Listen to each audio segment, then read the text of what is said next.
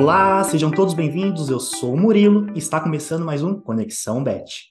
Esse é mais um espaço de diálogo da Bet Brasil para conectar você com a comunidade educacional e trazer os assuntos mais relevantes do setor. Hoje nós vamos falar sobre os impactos da inteligência artificial em sala de aula, suas discussões e relações com alunos e professores. Para falar sobre esse assunto, nós recebemos Silvio Meira, presidente do Conselho do Porto Digital e professor emérito do Centro de Informática da Universidade Federal de Pernambuco. Silvio, seja bem-vindo. Prazer recebê-lo aqui no Conexão. É um grande prazer. Um bom dia, tarde e noite para todos e todas. E vamos embora. Perfeito, Silvio. Então, para a gente começar direto nessa relação educação e tecnologia. Recentemente, alguns países europeus, Silvio, como a Finlândia, a Holanda, anunciaram a intenção de banir os smartphones em sala de aula. Em 2018, a França já havia aprovado uma lei semelhante, proibindo o uso ali de celulares com estudantes com menos de 15 anos. Segundo os gestores ali, embora os celulares estejam interligados no nosso dia a dia, eles não se encaixariam dentro da sala de aula. Ao mesmo tempo que isso ocorre, também deve-se incentivar a, pelo menos, uma disciplina de computação, obrigatória pelo menos no ensino médio. Minha pergunta é, Silvio, como você enxerga essas visões antagônicas do proibir ou não proibir? E como o Brasil deveria se Veja, comportar nesse contexto? a visão de proibir é, na realidade, uma falta de visão, né? Porque se a gente resolvesse proibir smartphones, que são instrumentos que estão na mão de 81% dos brasileiros que têm mais de 10 anos de idade, tem um smartphone e tem uma conta de dados de alguma forma, a gente podia proibir também a escrita. Eu acho uma tecnologia extremamente assim subversiva, né? Porque a gente pode deslocalizar o autor, a gente pode tirar o autor do contexto. E tirar o autor do contexto, já dizia Sócrates, né? Ele não vai poder se defender das coisas que ele disse quando as pessoas criticarem, quando as pessoas não entenderem. E nós estamos falando há 2.500 anos quase atrás, quando Sócrates falava que a escrita causava certos problemas. E causa mesmo. Por exemplo, eu escrevo um livro, ele vai para algum lugar, as pessoas me criticam lá, porque não entenderam o que eu disse, e eu não posso me defender, eu não posso explicar o livro. Mas, por outro lado, foi exatamente a escrita, e a escrita em escala, a escrita como um livro, né, que talvez seja a primeira revolução industrial, ali a partir dos anos 1450 para frente, que mudou completamente o mundo e que criou uma demanda por uma coisa ainda mais subversiva, que é a alfabetização, que é o entendimento do texto escrito, além do falado. É a escrita em si para propagar ideias. Eu vejo todas essas tentativas de represar o futuro que está vindo do futuro. O futuro não vem do passado. Por isso que tem essa dificuldade das instituições estabelecidas de entenderem o que é que está acontecendo.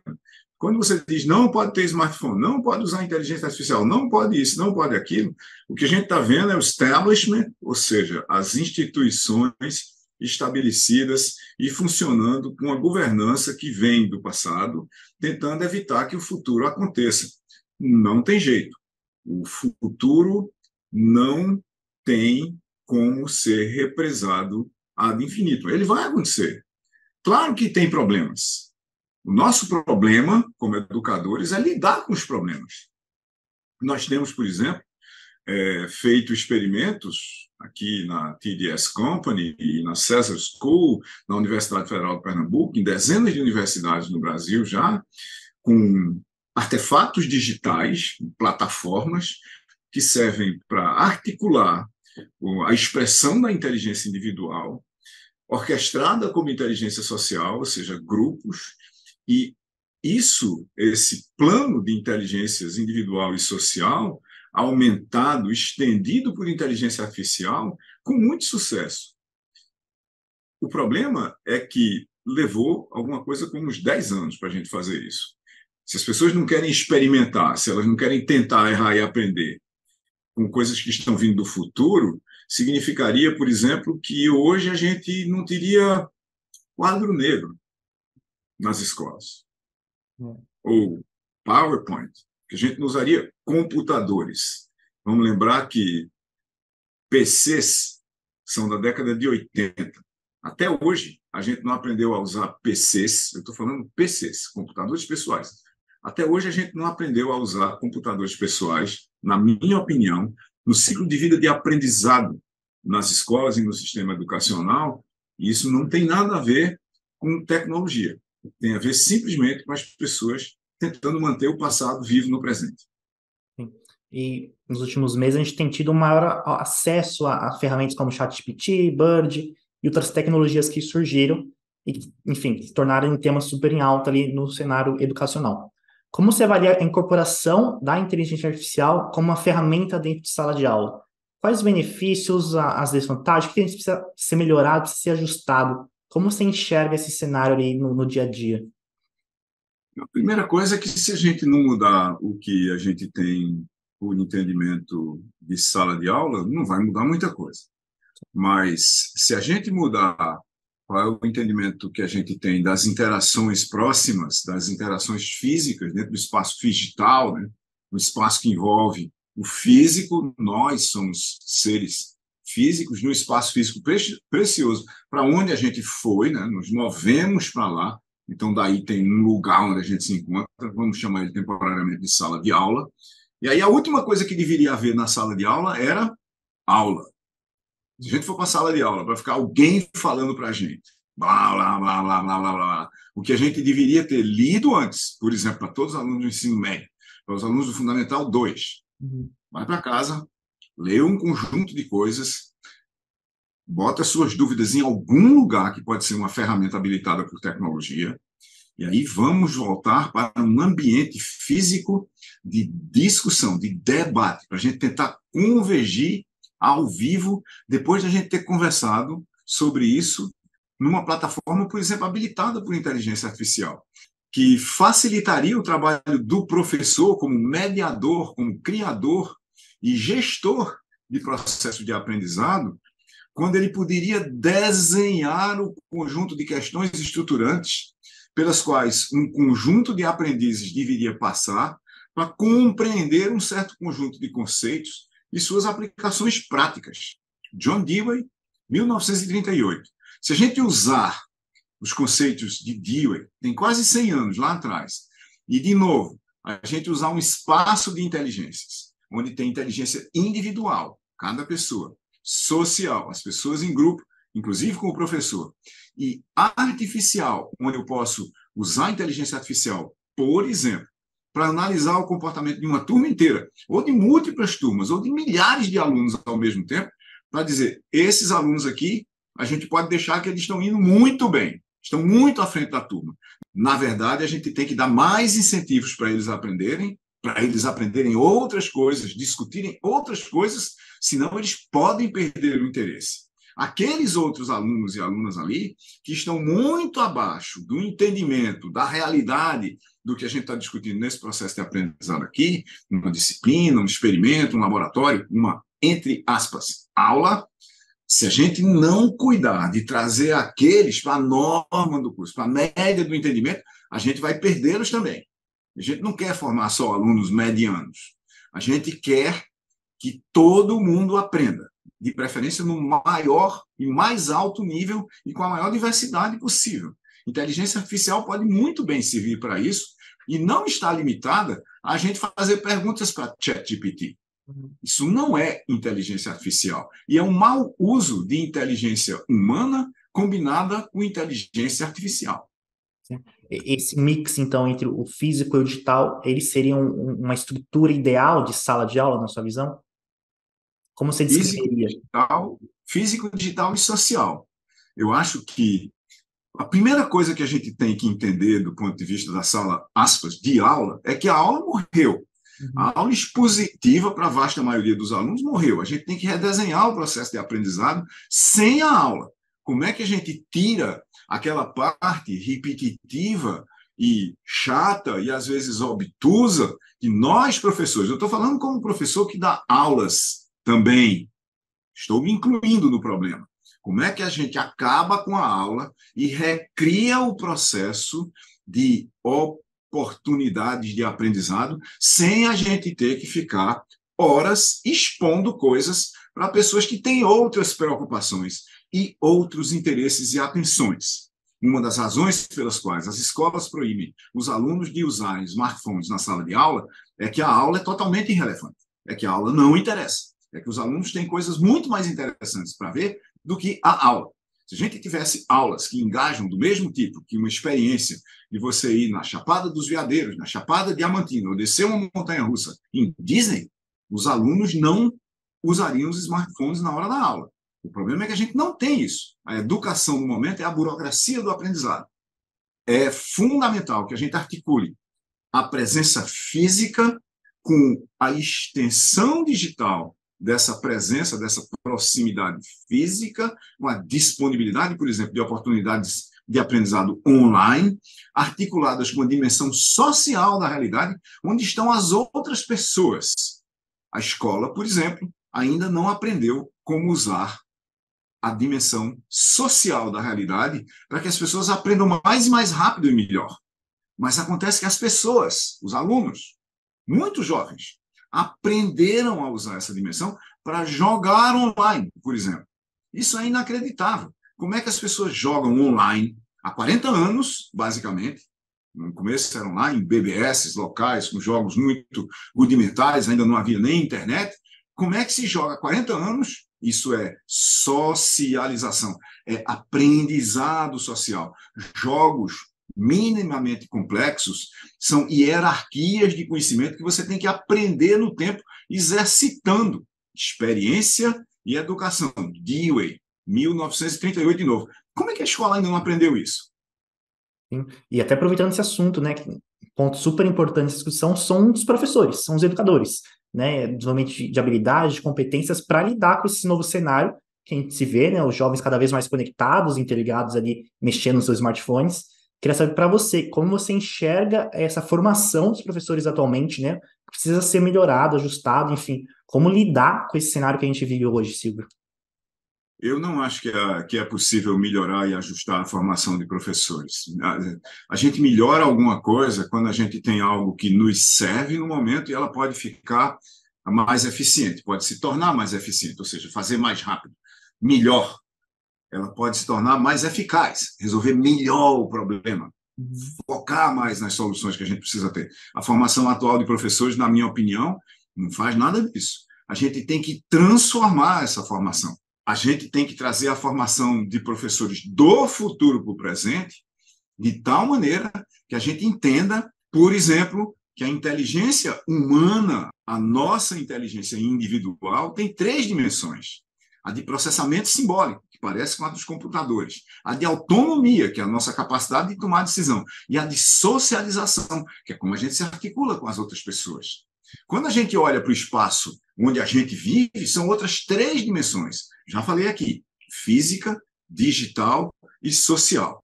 Quando a gente olha para a inteligência, são outras 3 dimensões, a individual, a social e a artificial. Em todos os casos, a gente tem que articular as 3 dimensões da realidade, seja da nossa inteligência, seja do espaço, seja da inteligência at large, da inteligência social. Nessas 3 articulações, a gente tem que reentender o mundo. O mundo hoje, por exemplo, funciona no topo de plataformas. As pessoas passam o dia inteiro em plataformas digitais e sociais. Só para a gente ter uma ideia, a média de tempo de uso de internet por brasileiros com mais de 10 anos de idade é 9 horas e 32 minutos por dia. 9 horas e 32 minutos por dia. Isso é muito mais do que o tempo de escola. É muito mais do que o tempo de trabalho das pessoas. Então, tem uma coisa aí para a gente prestar atenção, que a gente entende, do ponto de vista de internet e de redes, desde a década de 90. As pessoas vivem num modo de atenção parcial contínua. Ou seja, o tempo todo eu presto atenção a muitas coisas o tempo todo, só que parcialmente. Eu não fico nem um tempo prestando atenção a só uma coisa. E tem mais. Esse é o modo natural de comportamento humano desde sempre, atávico. Se a gente morasse numa floresta, eu e você, e a gente saísse para caçar o almoço, a gente sairia com 2 preocupações. Primeiro, descobrir o nosso almoço para a gente não morrer de fome. Segundo, não virar o almoço de alguma coisa que, para não morrer de fome, é o nosso caçador. E isso é verdade desde que há seres humanos na Terra. De resto, qualquer animal. Atenção parcial contínua. Nós temos que aprender a viver a educação em tempos de atenção parcial contínua. Sim, e até aproveitando essa falta de interesse, acaba provocando a falta de engajamento que você mencionou anteriormente. É, recentemente, você abordou no jornal Economia Digital, junto com o Pierre Lucena, que é presidente do Porto Digital, que desde o fim da pandemia ali existe um certo esvaziamento dos espaços físicos das universidades, né? Também é uma tendência ali de evasão vinculada às mudanças na percepção do ensino superior, por parte dos alunos. Silvio, eu sei que você já abordou, mas quais os motivos desse desinteresse dos estudantes? Eu sei que você mencionou anteriormente, e como as universidades, principalmente as universidades, podem traçar estratégias para tentar reverter esse cenário. Eu escrevi um texto bem longo no meu blog, está em silvio.meira.com. Basta procurar por Rupturas em Ensino Superior. E uma parte dessa história toda vem do seguinte: nós estamos em tempos de transição econômica e social. Uma parte considerável das habilidades e competências que as pessoas precisam para exercer profissões e para ter carreiras no mundo que começou a se descortinar no começo da internet há quase 30 anos e que agora é onipresente, essas habilidades e competências não são adquiridas na universidade, muito menos no ensino médio. As fundações dos ensinos fundamental e médio e superior não nos dão nenhuma garantia, nem próxima, de que nós estamos preparados para competir em mercados habilitados por plataformas que são a base de ecossistemas de comunidades onde os negócios funcionam em rede. Uhum. As pessoas descobriram isso. Como as pessoas descobriram isso, de repente elas estão descobrindo também que não vale a pena você ficar 5 anos sentado nos bancos de universidade com um professor e repetindo coisas de um passado remoto. Vale a pena dizer aqui que a velocidade de mudança da realidade está se dando em anos e não em décadas. E isso está acontecendo há muitos anos. Uma das consequências disso é uma taxa de evasão de 60%, média nas universidades, 80% em alguns cursos. Veja que isso é um problema não trivial. Estamos falando de pessoas que conseguiram chegar à universidade e simplesmente muito mais da metade não terminam. E uma consequência direta da pandemia foi as pessoas descobrirem que aula por aula, para ver bullets de PowerPoint, eu posso ver de casa. Eu não preciso nem ir me matricular na universidade física, para a sala de aula física, onde eu estava antes da pandemia. Por quê? Porque há oportunidades de aprendizado online que entregam exatamente o mesmo conteúdo e talvez o façam até melhor com a mesma aula clássica online, só que eu não tenho os custos em tempo, em transporte, em alimentação, em vestuário, e muito menos os riscos para a vasta maioria dos alunos das universidades de ter que pegar o transporte para a universidade e voltar, principalmente se eu estudar num lugar muito distante da minha casa e se eu morar numa zona periférica de grandes cidades brasileiras, infelizmente, por natureza, inseguras. E aí o que foi que aconteceu? Basicamente, os campi, e especialmente os campi que são isolados das cidades, implodiram. Não tem mais ninguém lá hoje. E ninguém quer voltar para lá. E isso quer dizer, também, voltando para o começo da nossa conversa, que o interesse nas aulas, principalmente expositivas, é de 0 para negativo. E a gente vive hoje uma sociedade muito conectada, né? Numa geração que basicamente viveu só no online, com as redes sociais, com novas plataformas, de ensino, enfim, de comunicação.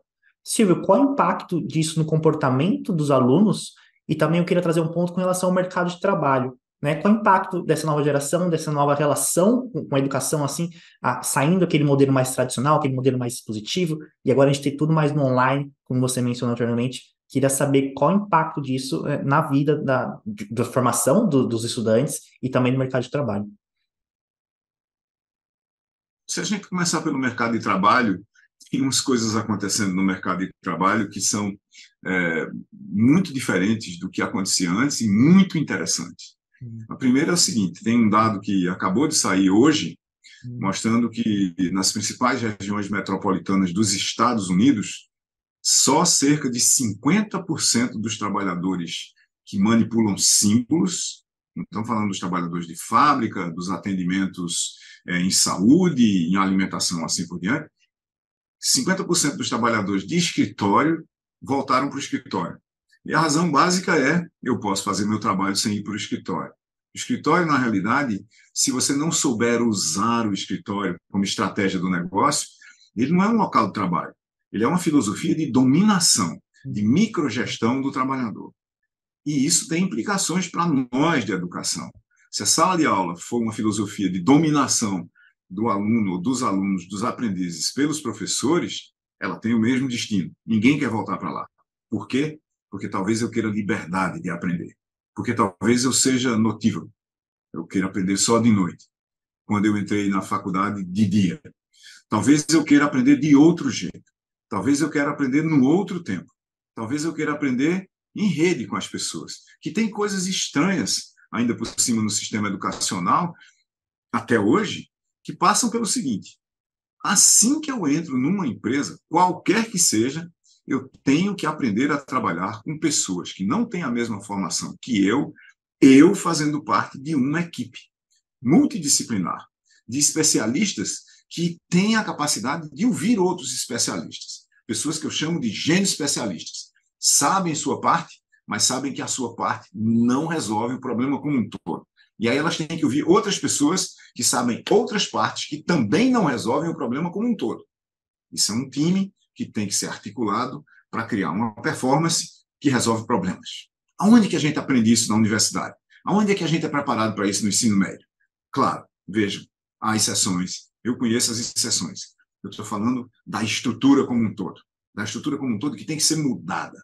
Que tem que ser mudada para a gente pensar em problemas. Que tem que ser mudada para a gente pensar em termos de times. Que tem que mudar para a gente pensar em termos de desenhar soluções, de desenvolver soluções e de entrega de soluções. Não só desenhar, desenvolver e entregar as soluções do sistema educacional para os seus clientes e usuários. No caso do sistema público, o cliente é o pagador de imposto e os usuários são os alunos. No caso do sistema privado, o cliente é quem paga a conta e o usuário, de novo, são os aprendizes.